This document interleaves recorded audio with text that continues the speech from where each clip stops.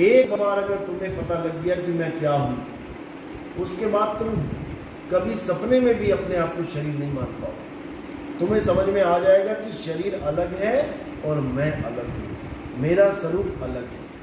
तो इसी स्वरूप ज्ञान के लिए कबीर साहब इस संसार में आते हैं, जीवों को चेताते हैं।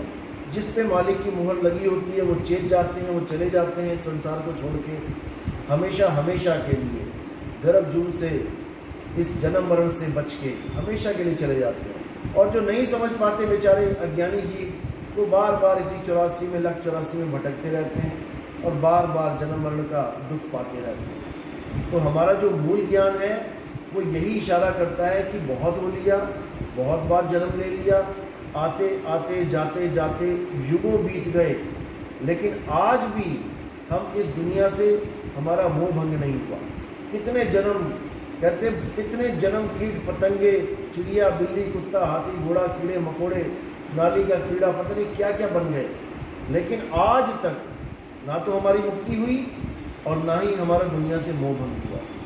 अभी भी हमारा मोह भंग नहीं हुआ, अभी भी हम संसार में रहना चाहते हैं, जबकि ये संसार केवल मिट्टी का एक खेल है और कुछ नहीं है। मिट्टी का संसार और मिट्टी की देही, इसी मिट्टी में ऐसा उलझ गए हैं कि अब आगे का रास्ता नहीं मिल रहा। तो आगे का रास्ता देने के लिए बंदी छोड़ कबीर साहब इस संसार में आते हैं और बताते हैं रहना नहीं देश बेगाना है। जिस देश को आप अपना देश मान बैठे हो कि ये हमारे परमात्मा ने बनाया है, ये हमारे अल्लाह ने बनाया, वाहिगुरु ने बनाया है, ऐसा बिल्कुल नहीं है। परमात्मा ने ये देश नहीं बनाया है, ये देश काल निरंजन ने बनाया है। ये देश को बनाने वाला काल भगवान है, वही इस सारे संसार को बनाता है, पालता है और वही इस सारे संसार का नाश करता है। जो परमात्मा ने बनाया है, जो वाहिगुरु ने बनाया है, उसको सचखंड कहते हैं। और वाणी में आता भी है सचखंड बसे निरंकार। सचखंड यानी कि वो ऐसा खंड है, खंड यानी हिस्सा। एक तो हो गया ये 3 खंड, यानी धरती आसमान और पाताल, 3 लोग कहते हैं। जो चौथा खंड है उसको सचखंड बोला गया। सचखंड बसे निरंकार, यानी सचखंड में केवल वही चीज़ है जो सत्य ही सत्य है, वहाँ पर असत्य जा ही नहीं सकता। तो सत्य क्या है? आत्मा ही सत्य है, वहाँ पर केवल आत्मा का पसारा है, इसके अलावा कुछ नहीं है। तो यही साहब ने बोला कि हम है शब्द, शब्द हम माही, हमसे भिन्न और कछु नाही। शब्द न बिन से देही, कहे कबीर हम शब्द सने। यानी जहाँ पर मेरा वास है, जो मेरा स्वरूप है, वो केवल आत्म स्वरूप है। आत्मा को छोड़ के अगर कोई मुझे शरीर मानता है तो वो उसकी बहुत बड़ी भूल है। देही ज्ञान सब जगत बखाने और विदेही ज्ञान कोई बिरला जाने। सारी दुनिया देह ज्ञान में उलझी पड़ी है। कोई किसी के शरीर की पूजा कर रहा है, कोई किसी के, शरीर छोड़ो, शरीर तो चला गया समय के साथ, अब उसके शरीर के जैसी बनी हुई मूर्तियों की पूजा कर रहा है, कैलेंडर की पूजा कर रहा है, फोटो की पूजा कर रहा है। ये महाअज्ञान है। पूजा केवल आत्मा की करनी चाहिए, पूजा केवल गुरु की करनी चाहिए, जीवित गुरु की करनी चाहिए। साहिब कह रहे गुरु को कीजिए दंडवत और कोटि कोटि प्रणाम, कीट न जाने भृंग को गुरु कर ले आप समान। गुरु क्या करता है? अपने जैसा बनाता है आपको। गुरु अपने आत्म स्वरूप को जानता है, आपको भी ऐसा बना देगा कि आप भी अपने आत्म स्वरूप को जान पाओगे। ना गुरु शरीर रह जाएगा, ना आप शरीर रह जाओगे, क्योंकि शरीर का तो एक दिन नाश हो जाना है। और आप और गुरु ये दोनों ही अविनाशी हैं। तो जब तक हमें ये बात नहीं समझ में आई, जब तक हमारी भक्ति बन ही नहीं सकती। हमें आत्मज्ञान की कमी के कारण दुनिया भर के पंथों में कहाँ कहाँ नहीं भटकना पड़ रहा है मुक्ति के लिए। और चाहिए हमें आत्मज्ञान, लेकिन वहाँ क्या मिल रहा है? मंत्र ज्ञान। वहाँ क्या मिल रहा है? जंतर ज्ञान। वहाँ क्या मिल रहा है? तप ज्ञान। वहाँ क्या मिल रहा है? पूजा पाठ का ज्ञान, कर्मकांड का ज्ञान। आत्मज्ञान कहीं नहीं मिल रहा, क्योंकि आत्मज्ञान की एबीसीडी किसी के समझ में आ ही नहीं रही है कि आत्मज्ञान होता क्या है। तो यही कबीर साहब समझा रहे हैं कि आत्मज्ञान बिना नर भटके, कभी कावा कभी काशी, और जल में मीन प्यासी, मोहे देखत आवे हासी। जब तक आत्मज्ञान नहीं हुआ, जब तक हम भटकते ही रहेंगे। भले हम सोच रहे हैं कि हम पूरे परिवार के साथ हम किसी पहाड़ पे जा रहे हैं, किसी माता के दर्शन करने जा रहे हैं, या हम कहीं मक्का मदीना में जा रहे हैं, या हम कहीं चर्च में जा रहे हैं, हम बहुत बड़ा काम कर रहे हैं, भगवान के नाम पे हम जा रहे हैं, लेकिन कबीर साहब की नज़रों में आप एक भटकते हुए प्राणी, आत्मज्ञान बिना नर भटके। वो ये नहीं कह रहे कि आप बहुत बड़ा काम करने जा रहे हो या आपको बहुत बड़ा प्रसाद मिलने वाला है, वो आपको भटकता हुआ जीव कह रहे हैं, क्योंकि आप जिस चीज़ को पाना चाहते हो, आप जिस चीज़ को पाना चाहते हो वो वहाँ पर है नहीं जहाँ पर आप ढूंढने जा रहे हो। और वो चीज़ है कहाँ पे? वो चीज़ है आपके पास में।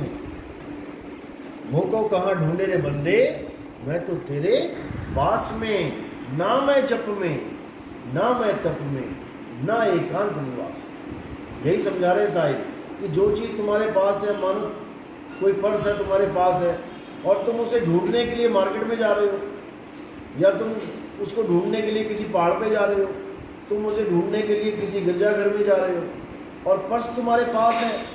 बस यही भेद है, वस्तु तुम्हारे पास है लेकिन तुम्हें ना पता होने के कारण तुम्हें गली गली में जाना पड़ रहा है। अब इसी को कबीर साहब इस भ्रमणा को ख़त्म करते हैं, इस भटकना को ख़त्म करते हैं। तो क्या कह रहे हैं? ज्यों तिलमाही तेल है और ज्यों चकमक में आग, तेरा साईं तुझ में है, जाग सके तो जाग। बिल्कुल क्लियर कर दिया उन्होंने कि तेरा साईं तुझ में है, यानी पहले तुम अपने आप को जानो कि मैं क्या हूँ। जब तुम अपने आप को जान लोगे कि मैं क्या हूँ, तब तुम्हारा साईं तुम्हारे अंदर ही छुपा हुआ है। यही गुरु ग्रंथ साहब में बोला गया है कि आत्म में राम, राम में आत्म, चीनस गुरमुख विचारे। यानी आत्मा से राम और राम से आत्मा कभी भिन्न है ही नहीं, लेकिन हम अज्ञानतावश इस संसार में भटकते रहते हैं, इस तीन लोक के चक्कर काटते रहते हैं। अब करना क्या है? केवल आत्मज्ञान को जानना है। आत्मज्ञान कैसे मिलता है? जब आपके जीवन में आत्मज्ञानी गुरु आ जाता है। वो आपको इस शरीर से हटा के, आपके पूरे ध्यान को शरीर से हटा के आत्मा में जोड़ता है। वो आत्मज्ञान समझा के आपके ध्यान को आत्मा के संग कर देता है। धीरे धीरे धीरे धीरे जैसे जैसे भक्ति बढ़ती है और आपको आत्मज्ञान अनुभव होने लग जाता है, आपको समझ में आने लग जाता है कि हम सब शरीर नहीं हैं। फिर आपकी माँ आपको आत्मा दिखाई देगी, फिर आपके पिता आपको आत्मा दिखाई देंगे, फिर ये सारा जगत आपको आत्मा दिखाई देगा। शरीर तो आपको ऐसे लगेगा जैसे एक आत्मा 50 किलो का शरीर ढो रही है। ये मिट्टी की लाश जा रही है, ये मिट्टी की लाश चल रही है। फिर आपका मोह भंग हो जाएगा। अब आपके माता पिता भाई बहन कोई भी इस शरीर को छोड़ रहा होगा तो आपके दिमाग में एक ही बात होगी कि मेरा पिता, मेरा भाई, मेरी बहन मर नहीं रही है, शरीर को छोड़ रही है। अब आप उसकी मदद भी कर सकते हो, जैसे गुरु ने आपको ज्ञान दिया है, ज्ञान समझाया। जब कोई जीव शरीर को छोड़ता है तो आप उसकी मदद भी कर सकते हो शरीर छोड़ने में। अगर वो विचलित हो रहा है, अगर उसका ध्यान कहीं और जा रहा है, आप उसको समझा बुझा के सही जगह ध्यान लगवाने के लिए प्रेरित कर सकते हो कि वो वापस वहीं आ जाए। वैसे तो ज्ञानी जीव कभी भटकता नहीं है, वो तो अपने धुर पे ही रहता है, लेकिन बाय चांस कोई ऐसी कंडीशन आ जाए तो आप उसकी मदद भी कर सकते हो, क्योंकि यही हमारा धर्म है। जैसे पिता के सिर को बच्चा फोड़ता है, धर्म के साथ जोड़ दिया ना। जब लाश पिता की रखी होती है चिता पे, तो पंडित जी क्या करता है? एक बांस पकड़ा देता है बच्चे को। अब क्या कहता है कि पिता के सिर पे मार और खोपड़ी फोड़ दे। उसको धर्म के साथ जोड़ दिया है। अब क्यों खोपड़ी फोड़वाते हैं? मैंने सत्संग में बता रखा है। अब वो क्रिया मरने के बाद जो तुम कर रहे हो वो बिल्कुल गलत है। वो तो पिता छोड़ के चला गया, पता नहीं गुदा द्वार से निकल के चले गए, पता नहीं नाक से निकल गए, पता नहीं मुंह से निकल गए, कहाँ से निकल गए। अब क्या फोड़ रहे हो खोपड़ी? अब बच्चा कोई मदद नहीं कर सकता है। मदद कब कर सकता है? जिस वक्त पिता शरीर छोड़ रहा है, जिस वक्त माँ शरीर छोड़ रही है, उस वक्त वो सैन दे के, इशारा दे के, जैसा गुरु ने समझा रखा है, वो उसकी मदद कर सकता है। तो पिता वहीं से जाएगा जहाँ की सैन होगी, ना कि फोड़ा फाड़ी से पिताजी जाएंगे। ऐसा नहीं होता। तो ये सब धर्म के साथ जोड़ा गया है, अच्छी बात है जोड़ा गया है, क्योंकि कम से कम हमें इशारे मिलते हैं कि ये चीज़ हो रही है तो इसका भी कोई कारण होगा। क्योंकि हिंदू धर्म में, सनातन धर्म में जितनी भी चीज़ें जोड़ी गई हैं इसका कोई ना कोई कारण है, साइंटिफिक रीज़न है, ऐसे ही नहीं है। जैसे पीपल की पूजा है तो वो भी बताया गया कि ऑक्सीजन ज़्यादा होती है उस वक्त जब आप धागा बांधने जाते हो, या जल देना सूर्य को, ये भी बताया गया कि जल देते हुए धार में से सूर्य को देखना है, आंखें तेज होती है, रोशनी तेज होती है, लेकिन लोग आंखें बंद करके जल देने लग गए, उसका कोई फ़ायदा ही नहीं है। ऐसे बहुत सी चीज़ें हैं जो सनातन धर्म में बताई गई हैं शरीर को भी निरोगी रखने के लिए, क्योंकि ये भी आपका रथ है। आपके पास कार है और चारों टायर पंचर है तो फिर क्या फ़ायदा है उस कार का। ऐसे ही आपके पास ये शरीर है, अगर ये शरीर निरोगी नहीं है तो क्या फ़ायदा, खुद भी रहोगे दूसरों को भी रुलाओगे। इसलिए शरीर को भी ठीक रखना है और अपना कर्म भी करना है, भक्ति भी करनी है। तो यही कबीर साहब जब समझाते थे तो ब्राह्मण जितने भी होते थे ये सब उनका विरोध करते थे।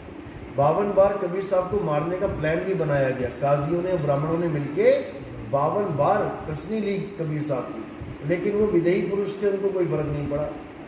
लेकिन जो उन्होंने डंका बजाया वो डंका सत्य का था, और आज भी वो डंका उसी तरह बज रहा है। आप बाणियाँ पढ़ोगे, बाणियों में वही चीज़ बिल्कुल उसी तरह लिखी गई है जैसे कबीर साहब ने बताई थी। लेकिन लोग समय के साथ सत्य को भूल जाते हैं और धीरे धीरे असत्य को ग्रहण कर लेते हैं। लेकिन साहिब ने ये भी बोला था कि हमारे ही पंथ में एक पंथ ऐसा चलेगा जो सारे संसार के पंथों को एक कर देगा। काल भगवान के 12 पंथ के बारे में जिक्र करते हुए बोला कि 12 पंथ पूरे संसार में फैल जाएंगे, और धीरे धीरे धीरे धीरे जब सही समय आएगा तो एक ऐसा पंथ चलेगा जिसको 13वां पंथ कहते हैं। और उस पंथ में जितने भी विवेकी हंस है इस संसार के, जो भी एक बार सत्संग सुनेगा और जिसकी जागृति हो जाएगी, विवेक जाग जाएगा, वो बिना जुड़े रह ही नहीं पाएगा। जिसके लिए बोला कि 12 पंथ काल फुरमाना, भूले जीव न जाए ठिकाना, 13वें पंथ हम ही चले आए, सब पंथ मेट के एक पंथ चलाए। तो ये बाणी 600 साल पहले कबीर साहब ने पहले ही लिखवा दी थी, ताकि मेरे हंसों को, मेरे विवेकी हंसों को समझ में आ जाए कि क्या होने वाला है, क्या करना है, कैसे करना है। तो जो विवेकी है वो इन वाणियों को देख के समझ जाता है कि अब समय आ गया। जो अविवेकी है वो हमारे ज्ञान को सुनकर भी समझ नहीं पाते, गलत बोलते हैं, झगड़ा करते हैं, लेकिन कसूर उनका भी नहीं है, क्योंकि मालिक ने मुहर लगाई नहीं तो करे क्या।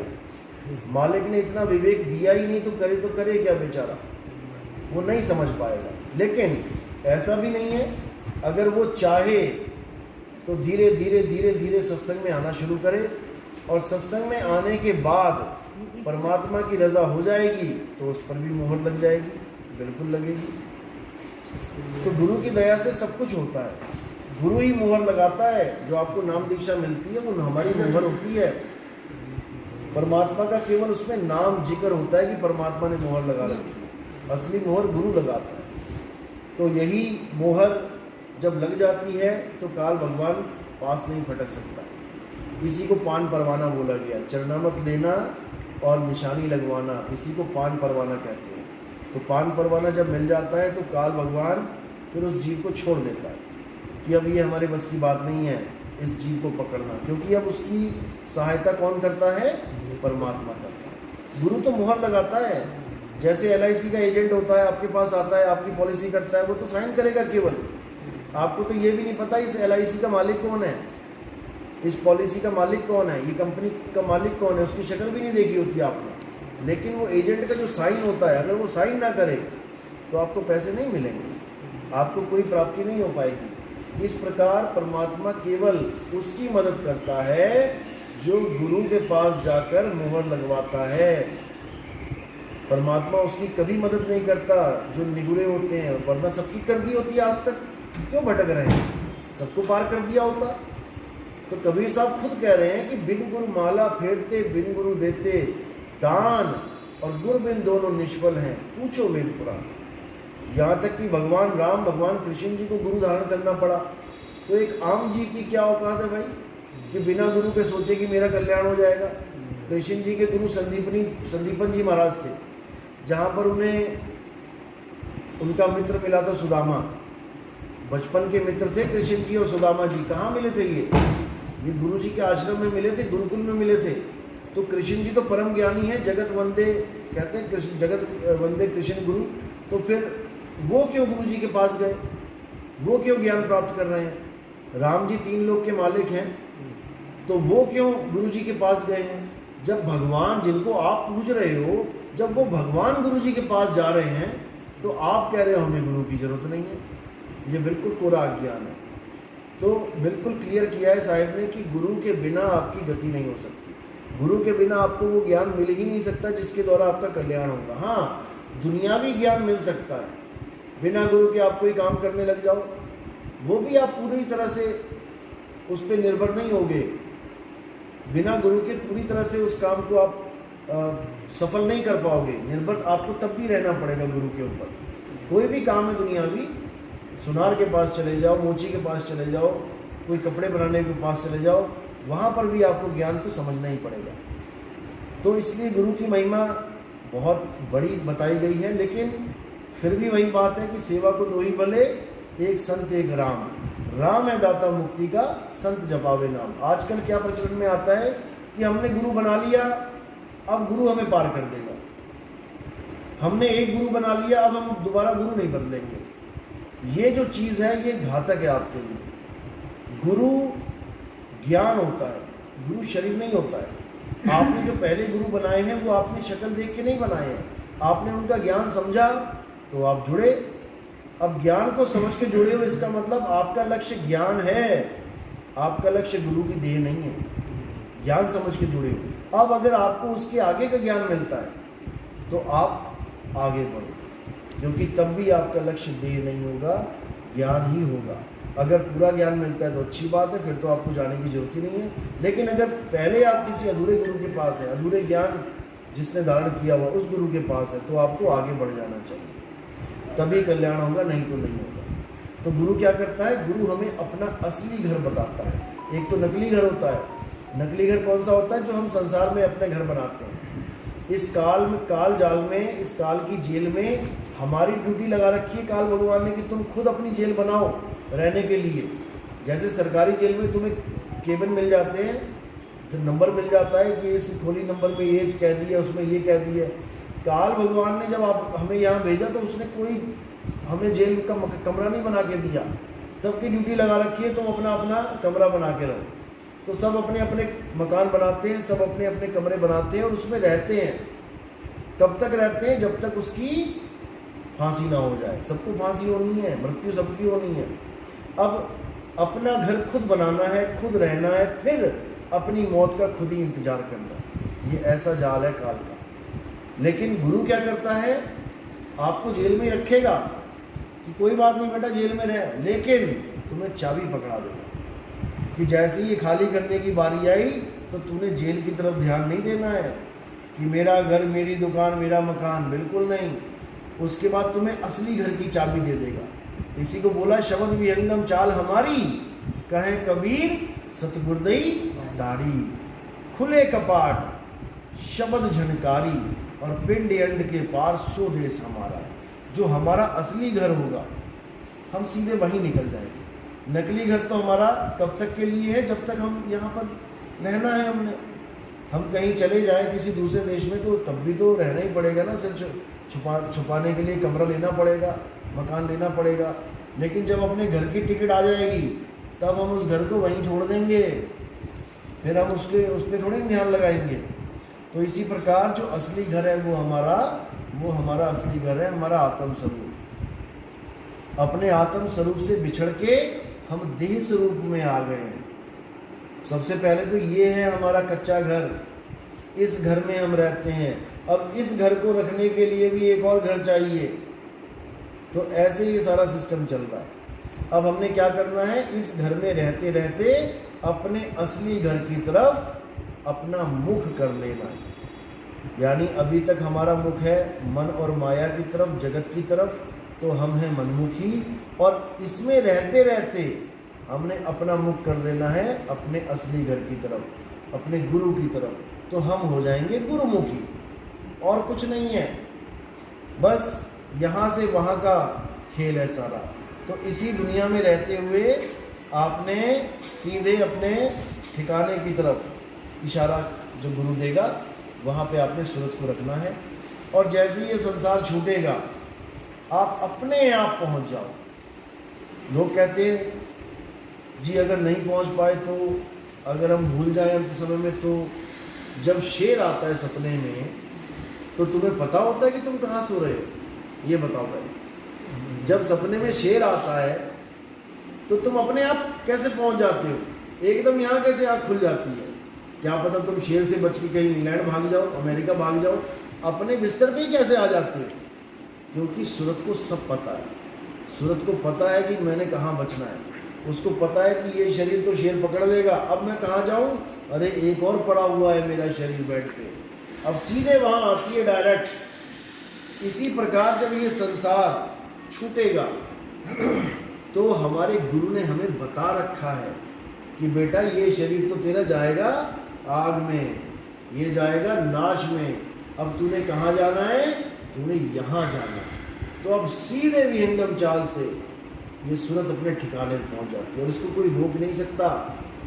सबसे बड़ी बात है कि हमें कोई रोक नहीं सकता, रुकने वाले हम खुद हैं। अगर हम ना रुकना चाहें तो हमें कोई रोक नहीं सकता। जैसे हम सत्संग में बैठे हैं, अभी हमारा फ़ोन आ गया या अभी हमें कोई काम पड़ गया, हम चाहते हैं कि हम बाहर जाएं तो उठ के चले जाएंगे, कोई रोक नहीं सकता। बिल्कुल निर्बंध हो आप।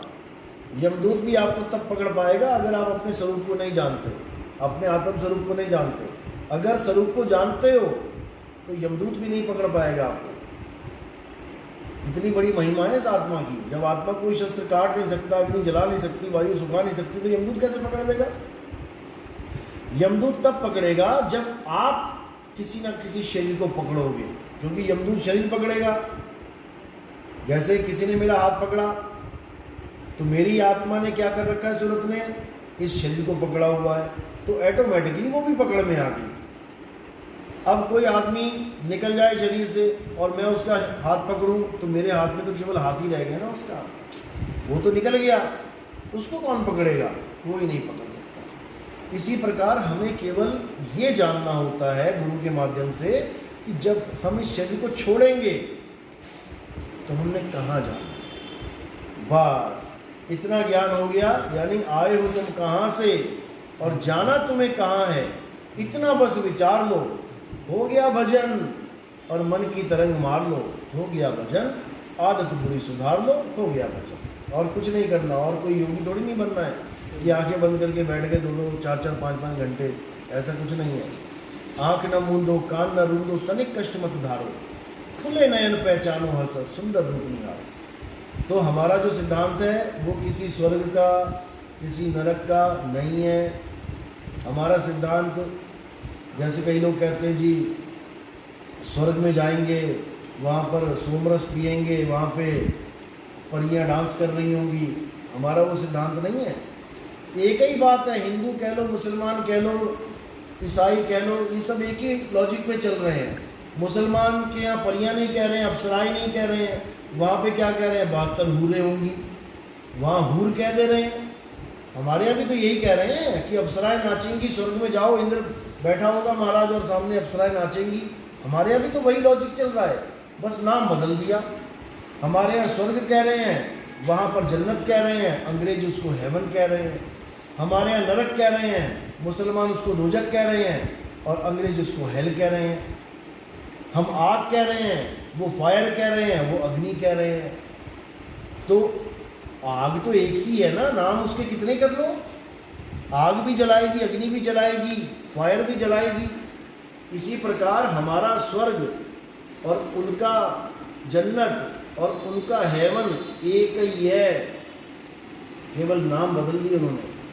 आप ईसाइयों की कोई वीडियो देखो हेवन के बारे में, उसमें देखो पंख लगा के परियां उड़ रही हैं, देखो वहाँ पे सेम हमारे वाला काम मुसलमानों का भी यही है। हमारे यहाँ भी परियां आती हैं, हमारे यहाँ भी अप्सराएं हैं। तो हमारा जो सिद्धांत है मूल ज्ञान, उसमें कोई परी नहीं, कोई अप्सरा नहीं, उसमें कोई जन्नत नहीं, उसमें कोई नरक नहीं। हमारे यहाँ ऐसा कुछ नहीं है, क्योंकि ये चीज़ें तब बनती हैं जब शरीर का खेल हो। हमारे यहाँ शरीर का खेल ही नहीं है। तो कौन सी अप्सरा और कौन सी जन्नत और कौन सा नरक? क्योंकि जन्नत में सुख भी शरीरों को मिलेगा और नरक में दुख भी शरीरों को मिलेगा, लेकिन हमारा ज्ञान शरीरों का है ही नहीं। तो ना तो हमें कोई जन्नत का सुख और ना ही हमें कोई नरक का दुख। तो साहिब कहते हैं सुख दुख से कोई परे परम पद, सो पद है सुखदाई। असली सुख क्या है? इन सुख और नकली दुख को छोड़ के अपने आत्म स्वरूप में, अपने आनंद में आ जाओ। वही असली सुख है। अगर वो सुख मिल रहा है तब तो समझो कि सही बात, सही ठिकाने जा रहे हो। अगर नरक और स्वर्ग में, सतलोक, अलख, अगम लोक में, ब्रह्मलोक, शिवलोक, गोलोक में अगर यहाँ जाने की बात तुम्हारा गुरु कर रहा है तो इसका मतलब वो तुम्हें उलझाने के लिए बैठा हुआ है। कहीं जाने की जरूरत नहीं है, ना कहीं आना ना कहीं जाना, और आपे में आप समाना, अपने में समा जाना है। अपने में समाना ही मुक्ति है। तो जब तक अपना ज्ञान नहीं हो गया तब तक मुक्ति नहीं मिलेगी। जब तक खुद को नहीं पाया तब तक खुदा नहीं मिलेगा। तो इसीलिए केवल आत्मज्ञान को जानो, आत्मज्ञान को समझो, और इसी से सबका कल्याण होगा। चाहे वो कोई हिंदू है, मुसलमान है, सिख है, ईसाई है, इससे कोई फर्क नहीं पड़ता। सारे खाना खा रहे हैं, पानी पी रहे हैं, हवा ले रहे हैं, सब कुछ एक सा काम कर रहे हैं, फिर भी अपना भगवान, अपना अल्लाह अलग अलग मान के बैठे हैं। सब एक ही सूर्य की रोशनी ले रहे हैं, फिर भी कह रहे हैं ये सूर्य ब्रह्मा जी ने बनाया, वो कह रहा अल्लाह ने बनाया, वो कह रहा गॉड ने बनाया, वो कह रहा वाहिगुरु ने बनाया। सबको पता है सूर्य एक है, और सबके धर्म ग्रंथों में लिखा है कि हमारे भगवान ने सूर्य बनाया। तो समझ जाना चाहिए ना कि जब सूर्य एक है, अगर सारे धर्म ग्रंथ ठीक हैं, सत्य बोल रहे हैं, तो 4 सूर्य होने चाहिए थे। मुसलमान वाला सूर्य अलग होना चाहिए था, हिंदुओं वाला सूर्य अलग होना चाहिए था, ईसाई वाला अलग होना चाहिए था, लेकिन नहीं है अलग। इसका मतलब केवल नाम अलग है, नाम अलग है, कार्य एक ही है। ये नहीं समझ में आ रहा लोगों को, और जब तक ये समझ में नहीं आएगा, जब तक ये दुनिया रहने लायक भी नहीं है। वैसे तो ये दुनिया रहने लायक है ही नहीं। देखो अभी उड़ीसा में ट्रेन में हादसा हो गया। अब उनसे पूछो, क्या तुम भगवान को नहीं मानते थे? क्या तुम पूजा नहीं करते थे? क्या तुम 5 टाइम की नमाजें नहीं पढ़ रहे थे? क्या तुम परमात्मा से कोई अपने घर का सुख चैन नहीं मांग रहे थे? सब कुछ कर रहे थे, सब कुछ कर रहे थे, फिर भी हादसा हो गया, सारे मर गए। अब बताओ अब क्या करें? छोटे छोटे बच्चे, कोई गोदी में होगा बच्चा जिसकी मनोकामना, माँ की मनोकामना मांग के आ रही होगी कि मेरा बच्चे की बड़ी लंबी आयु हो जाए, मेरा बच्चा बड़ा हो के डॉक्टर बन जाए, इंजीनियर बन जाए। लो बन गया इंजीनियर, फिर क्या करना? लोग ये सोच के बैठे हैं कि भक्ति तो बूढ़ों का काम है, बुढ़ापे में करेंगे। अरे वो मृत्यु बच्चों को नहीं छोड़ रही है, गर्भ में बच्चा नहीं छोड़ रही है, बुढ़ापा तुमने कब देख लिया? ये सब भ्रम है। जब जागो तब सवेरा है। अगर कोई छोटा बच्चा अभी जाग रहा है तो उसको अभी से भक्ति स्टार्ट करनी चाहिए।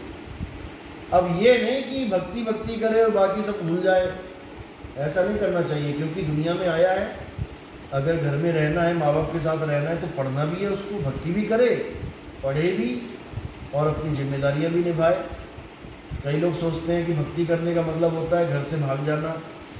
हमारे भी 1-2 शिष्य थे, घर से भाग गए थे, पर जल्दी अकल आ गई, वापस आ गए। भाग गए थे, सही बता रहा हूँ। उधर बीवी परेशान, उधर माँ परेशान। अब मुझे फ़ोन करेंगे क्या हो गया जी? मैंने कोई बात नहीं, मैसेज कर देता हूँ। मैसेज किया तो आ गया, अपना अकल आ गई सही टाइम पे।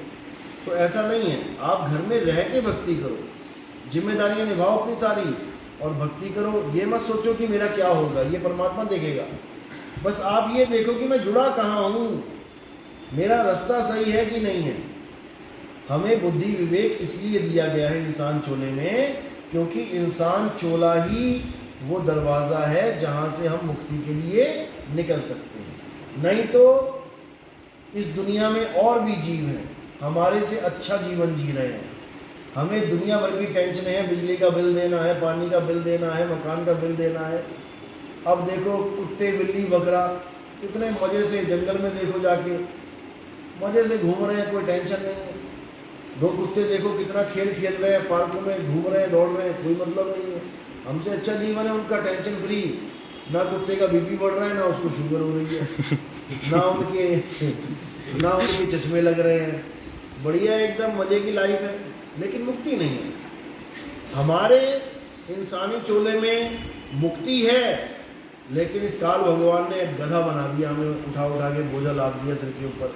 मुझे पढ़ना भी है, मुझे शादी भी करनी है, मुझे बच्चे भी करने हैं, मुझे मकान भी बनाना है, मुझे दुकान भी करनी है, सारा ताम झाम इस आदमी के ऊपर, और पल का भरोसा नहीं है। फिर भी लंबी लंबी सोच के बैठा है कि परदादा होके ही मरूंगा मैं, ऐसे नहीं मरता जल्दी। लेकिन एक पल का भरोसा नहीं कब क्या हो जाए। इसलिए ठीक है, लंबी सोचो कोई बात नहीं, लेकिन इंतजाम बना के रखो। मकान बना दिया आपने, अच्छी बात है, लेकिन फायर जो एक्सटिंग्विशर होते हैं उसको रखो कि बाई चांस आग लग गई तो मेरे पास साधन है। अपना बोर्ड लगा रहे हो, ISI के जैसे मार्का होता है, अच्छे वाले लगाना है कि हाँ करंट आएगा, लेकिन मैं तैयार रहूं कि मेरे बच्चों को करंट ना लगे।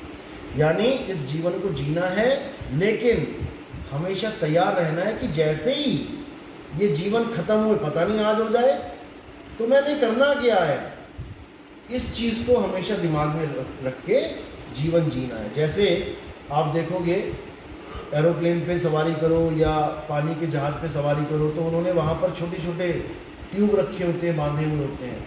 आपको लाइफ जैकेट्स भी दे देते हैं। उनको कहो यार मुझे क्या ज़रूरत है, मैं तो खुद जहाज़ में बैठा हूँ, मैं थोड़ी डूब रहा हूँ। लेकिन वो कहते हैं बेटा कुछ नहीं पता ये जहाज़ कहाँ गोता मरवा दे। तो इसलिए लाइफ जैकेट पहन के रखो। इंतज़ाम कर लिया ना, अब आपको इंजॉय, जीवन का आनंद आएगा। जैसे आप ऋषिकेश में जाते हो, वो किश्ती की क्या बोलते हैं, राफ्टिंग। अब राफ्टिंग जब जाते हो तो देखो वहाँ पर पहनी होती है लाइफ जैकेट्स। ऐसा नहीं है कि बिना लाइफ जैकेट पहने आपको मज़ा नहीं आएगा, मज़ा पूरा आएगा। लेकिन लाइफ जैकेट पहन ली है, अब खतरे से बाहर हो गए आप। अब चाहे वो किश्ती पलट भी जाए तब भी आप ऊपर ही तैरते नजर आओगे सब। तो इसलिए संत महात्मा यही कहते हैं कि अपने जीवन को रोको मत, चलने दो, लेकिन इंतजाम करके रखो। पता नहीं कब तुम्हारे साथ क्या हो जाए, तब तुम रोओगे, गिड़गिड़ाओगे, चीखोगे, चिल्लाओगे, उसका कोई मतलब ही नहीं है। क्योंकि तुम्हारे पैदा होते ही तुम्हें पता है, बचपन में ही पता लग जाता है कि एक दिन मरना है। किस बच्चे को नहीं पता, हर बच्चे को पता है। टीवी में भी अगर कोई सीरियल में कोई मर जाए तो बच्चा कहता है कि मर गया, यानी उसको भी पता है कि मर गया, एक दिन मरना है सबने। लेकिन इंतजाम ना करे अपनी मौत का, तो उससे बड़ी मूर्खता नहीं है। तो संत महात्मा यहाँ पर इंतजाम करवाने आते हैं कि तुम जब अंत में जाओगे यहाँ से, तो तुम रोते हुए गिड़गिड़ाते हुए ना जाओ, बल्कि आनंद में जाओ। जिस मरने से जग डरे मेरे मन आनंद, और मरने पर ही पाइए पूर्ण परमानंद। जब हम इस शरीर को छोड़ेंगे तो हम ऐसे छोड़ेंगे जैसे सांप केचुली छोड़ता है। देखिए ना केचुली। अब जिसको नहीं पता कि केचुली क्या होती है, वो सांप, वो केचुली देखता है खेत में, अरे भाई सांप मरा पड़ा है। और जिसको पता है वो जाके देखता है, तो केवल खाल खाल है भाई, सांप नहीं मरा है, सांप तो निकल गया आगे। इसी प्रकार जब हम शरीर छोड़ेंगे तो ये हमारी केचुली है, इसको हम यहीं छोड़ देंगे और हम इस केचुली से बाहर निकल आएंगे, हम अपने स्वरूप को प्राप्त करेंगे। बस यही मूल ज्ञान है। चलो आज का सत्संग यहीं समाप्त करते हैं। नाम दीक्षा वाले आगे आ जाए, प्रथम दीक्षा वाले, और जो दूसरी दीक्षा वाले हैं उनको भोजन प्रसादी के बाद दूसरी दीक्षा मिल जाए। बोले सतगुरु बंदी छोड़ कबीर साहिब की सदा